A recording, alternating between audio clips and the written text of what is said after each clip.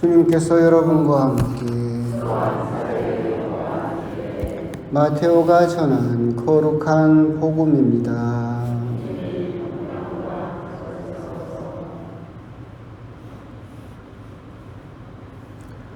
그때 예수님께서 길을 가시다가 마테오라는 사람이 세관에 앉아있는 것을 보시고 말씀하셨다.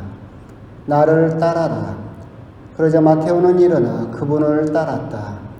예수님께서 집에서 식탁에 앉게 되셨는데 마침 많은 세리와 죄인도 와서 예수님과 그분의 제자들과 자리를 함께 하였다. 그것을 본 바리사이들이 그분의 제자들에게 말하였다. 당신네 스승은 어째서 세리와 죄인들과 함께 음식을 먹는 것이요? 예수님께서 이 말을 들으시고 그들에게 말씀하셨다.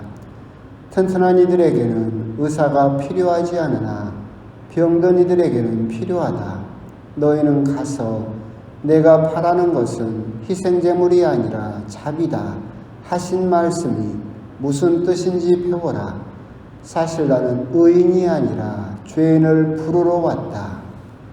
주님의 말씀입니다.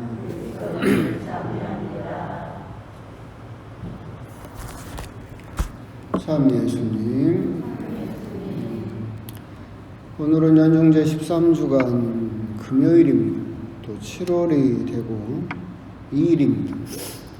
그저께 누가 제 서풍 기념일이 온다고 말해줘서 그런갑다 하고 있었는데 까먹고 있었어요. 전 별로 관심이 없거든요. 그런데 아침에 교구에서 문자가 왔더라고요. 서풍 기념일이라고. 그때서 또 기억이 났어요. 아, 오늘이구나. 근데 또 우리 신자분들이 또 기억하셔가지고 미사도 올리시고, 우리 신자분들도 고생이에요. 축일이라고 챙기고, 생일이라고 챙기고, 뭐 사제 성화의 날이라고 챙기고, 사제 서풍 기념일이라고 챙기고, 참 신부 하나 있는데 참 여러 가지로 챙겨야 되는 우리 신자분들도 고생이다라는 생각도 들고, 또 그걸 굳이 그렇게 챙기는 이유도 그렇죠. 사제 성화의 날을 챙기는 것도 좀 성화되라고 챙기는 거고, 서품 기념일을 챙기는 것도 서품 받을 때 그때 마음을 다시 한번 회복하라라는 의미로 뭐 챙긴다라고 생각이 드는데, 하여튼 더 기억해 주시고 기도해 주시는 분들 모두 감사드리고. 어머니는 아셨어요? 네. 정작 본인들은 잘 몰라요. 본인들은 모르는데 하여튼 기억을 해주셔서 서품 때 그 첫마음으로 살고 있는지는 모르겠지만, 하여튼 그때보다는 모르겠어요. 그만인지 모르겠지만 열심히 살았고, 책도도 열심히 본 것 같고, 또 많은 것도 그때보다는 또 여러 가지로 경험이나 이런 것도 늘어난 것 같지만 아직도 부족한 것은 많고, 하여튼 또 그렇게 모두 축하해 주셔서 감사합니다. 예. 오늘 오후부터 또 장마 온다고 하는데 그것도 모르겠어요. 꾸물꾸물한 것 같기는 하고. 오늘 복음은 짧습니다. 의인이 아니라 죄인을 부르러 왔다. 세리였던 마테오를 부르시고 예수님께서 세리와 죄인들과 어울리시는 것을 보고 바리사이파 사람들이 왜 저 사람은 세리와 죄인들과 어울리느냐라고 이야기를 하고 있죠. 하나님께서 구원하시는 사람은 의인인가 아니면 죄인인가 라는 질문에 대해서 정말로 많은 사람들이, 바리사이파라든가 우리 초세기 교회에도 정말 많은 이단들이 있었어요. 알비파, 에비온파, 도나투스파. 공통점은 하나예요. 하느님께서는 깨끗한 사람만을 구원하신다 라고 그렇게 주장을 하고, 우리만이 깨끗하다라고 하는 그런 주장을 했던 이단들은 초세기부터 엄청나게 많이 있었고 지금도 많이 있죠. 신천지라든가 안상홍이라든가 이런 신흥 이단 그리스도교들도 항상 주장하는 게 자기들이 의인이다 라고 주장을 하고 있고, 심지어 신천지에서는 뭐라고 이야기를 하느냐면 하나님께서는 죄인들을 가까이 하지 않으신다. 하나님께서 죄인을 가까이 하면 하느님도 죄인이 된다. 참 기가 막힌 말이죠. 그러면서 하느님은 오직 깨끗한 사람만을 구원하신다라고 생각했던 것이, 바리사이파도 그렇고 쭉 그런 생각을 가진 사람들은 지금까지도 있어요. 근데 그런 사람들이 주장하는 것은 결국 그거죠. 자기는 깨끗한 사람이고 다른 사람들은 깨끗하지 못하다. 그러니까 너희들도 내 편 되라 라는 주장을 하는 사람들이 그런 사람들인데, 정작 예수님께서는 결코 그렇지 않다라고 이야기를 하시죠. 나는 의인이 아니라 죄인을 부르러 왔다.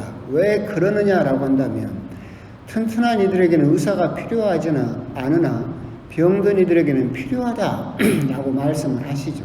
이 말씀은 다시 말하면 의인들은 하느님을 필요로 하지 않으나 죄인들은 하느님을 필요로 한다. 그렇기 때문에 나는 죄인들을 부르러 왔다라고 하시는 거죠. 의인들은 하느님을 필요로 하지 않아요. 왜? 내가 율법을 잘 지키고 내가 잘 사니까 하느님께서 나를 그렇게 구원하실 필요가 없죠. 이 사람들은 의로움이다라고 하는 것은 내가 만들어낼 수 있다라고 생각하는 사람들이에요. 내가 율법을 잘 지키고 어떤 계명을 잘 지키면 의로움이 나로부터 생겨나기 때문에 하느님은 굳이, 옛날에 말씀드렸잖아요. 하느님이 필요한 때는 언제냐면 마지막 순간에 나 상 줄 때만 필요해요. 그렇기 때문에 의인들은 하느님을 필요로 하지 않지만 죄인들은, 자기가 죄인이라는 것을 아는 사람들은 항상 내 죄를 느낄 때마다 하느님을 필요로 하기 때문에 예수님께서는 그런 자기 스스로 의로워질 수 있다라고 믿는 의인이 아니라 자기 자신이 죄인이다라는 것을 느끼는 죄인을 부르러 왔다라고 이야기를 하고 계시죠. 사도 바오로도 로마서에서 그런 이야기를 했어요. 율법이 들어온 뒤에 죄도 많아졌습니다. 하지만 그 죄가 많아진 곳에 하느님의 은총 역시 풍족히 내립니다라고 이야기를 하고 있죠. 죄가 많은 곳에 은총도 많다라고 이야기를 하고 있죠. 그 말을 묵상하다 보면, 또 오늘 복음과 연관지어서 묵상하다 보면, 죄를 지어야 되나? 그죠? 그런 생각을 할 수도 있어요. 그런 뜻은 아니에요. 사도 바오로가 이야기했던 것은 법이 생긴 뒤에 죄가 늘어나게 돼 있어요. 무슨 말이냐면, 옛날에는 식당에서 담배를 피면 죄를 짓는 것이 아니었죠. 합법적이었어요. 근데 이제 법이 바뀐 뒤로 이제는 식당에서 담배를 피면 어떻게 됩니까? 벌금 내고 죄인이 되는 거예요. 옛날에는 학교 앞에서 30km로 속도를 줄이지 않아도 그게 큰 죄는 아니었어요. 근데 이제는 학교 앞에서 자동차가 속도를 30km로 줄이지 않으면 민식이법 적용을 받잖아요. 그런 거하고 똑같아요. 옛날에는 죄가 아니었던 것들이 법이 생기면서 그것들이 죄로 생겨버리는 거죠. 10계명이 생기면서 적어도 10명의 죄인이 생겼고 613개의 계명이 생기면서 613명의 죄인이 생겼겠죠. 1633개의 세칙이 생기자 이제 1633명의 죄인을 만들어내기 시작한 거예요.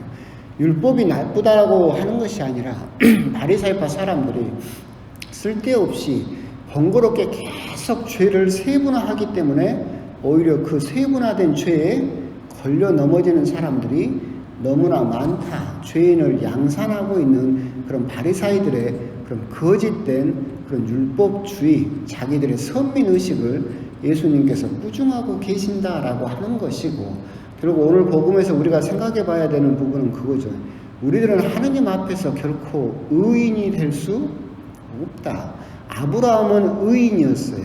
하지만 그 의로움도 하느님께서 의롭다고 인정해 주신 거지, 아브라함 스스로 자기 스스로가 의로움을 만들어서 내가 의롭다라고 자인한 것은 아니다. 결국 의로움에 대한 인정과 의로움은 하느님에게서 나오게 되어 있고, 하느님 앞에서 자기 스스로가 떳떳하고 잘 살고 있고 나는 깨끗한 사람이다 라고 말할 수 있는 사람이 과연 얼마나 있겠는가. 우리들은 하느님 앞에서 내 스스로가 죄를 짓고 있는 죄인이다 라고 하는 그런 것들을 항상 깨달을 수 있고 반성할 수 있어야 된다라고 하는 거죠. 여기에서 그런데 이제 한 가지 우리가 기억해야 될 필요가 있는 것은 그거예요. 의인이 아니라 죄인을 부르러 왔다라고 하셨지만 다른 말씀에서 하늘에서 기뻐하는 것은 죄인이 회개할 때 기뻐한다라고 하셨잖아요. 하느님께서는 죄인을 기뻐하지 않아요. 누구를 기뻐해요? 회개하는 죄인을 기뻐해요.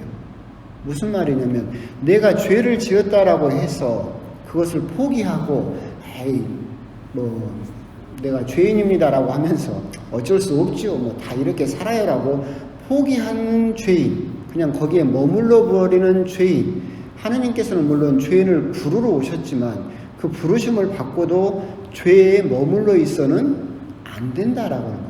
하늘나라에서 기뻐하는 사람은 죄인은 죄인이지만 회개하는 죄인을 기뻐한다라는 거예요. 죄를 지었다라고 하더라도 거기서 좌절하고 멈춰 있어서는 안 되고 그것을 회개하려고 할 때 하늘에서는 기뻐한다라고 하는 거, 그런 점을 기억하실 필요가 있겠죠. 오늘 복음에서 우리들은 신앙생활을 하면서 항상 그런 것을 의식하실 필요가 있어요. 내가 너보다 더 낫다. 내가 너보다 더 잘 산다. 뭐 돈이나 그런 게 아니라 신앙생활을 따져서 내가 누군가와 비교를 하기 시작하면서 내가 너보다는 더 신앙적으로 더 월등하다. 내가 너보다는 더 무엇도 많이 알고 더 깨끗한 사람이다.